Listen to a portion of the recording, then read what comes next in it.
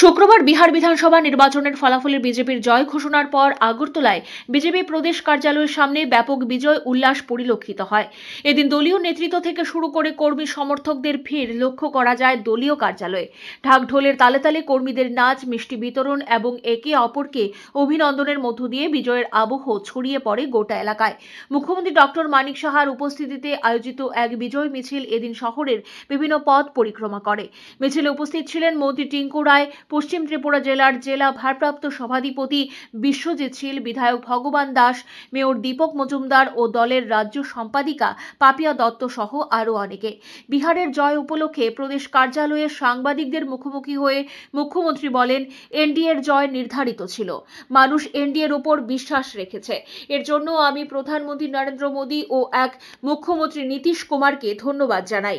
বিহারবাসী প্রধানমন্ত্রী ও মুখ্যমন্ত্রীর উপর বিশ্বাস রেখেই নিজেদের ভোটাধিকার প্রয়োগ করেছেন বলে তিনি জানান। Bureau report, any headlines. খবর পাচ্ছি আমরা তো এনডিএ তো অলরেডি প্রায় 200 উপরে চলে যাচ্ছে, তো বোঝাই যাচ্ছে মানুষ ভারতীয় জনতা পার্টির নেতৃত্বাধীন যে সরকার এনডিএ উপর বিশ্বাস রেখেছে। আমি এর কৃতিত্ব মাননীয় প্রধানমন্ত্রীজিকে আমি ধন্যবাদ দেব।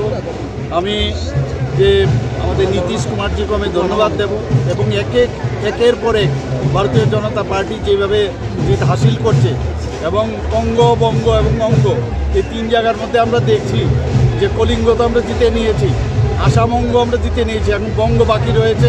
আগামী দিন আমরা নিশ্চিত যে বঙ্গ আমরা জয়ী হব এবং মানুষ চাইছে যেভাবে দুর্নীতি করেছে ওরা, স্কেমের পর স্কেম, গুন্ডাগার্দি, মানুষ সেগুলো পছন্দ করে না। জাতপাতের ঊর্ধ্বে উঠে গিয়ে যেভাবে বিহারের রেজাল্ট এবার বেরিয়ে এসছে তাতে প্রমাণ হচ্ছে যে এক ভারত শ্রেষ্ঠ ভারত মাননীয় প্রধানমন্ত্রীজি যেটা এক বিকশিত ভারতের স্বপ্ন দেখেছেন সেটা আগামী দিন হতে যাচ্ছে।